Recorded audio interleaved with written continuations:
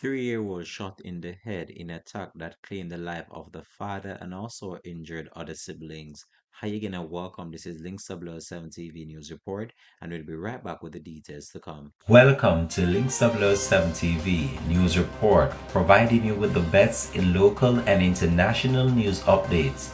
This is a place where you can get the most reliable and informative news information. Links 7 TV News Report.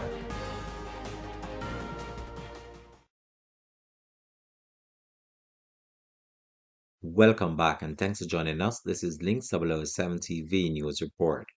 A father of two succumbed to injuries he received in a gun attack on Tuesday evening in the community of Havana Heights, Clarendon, which has also left his two children and girlfriend injured.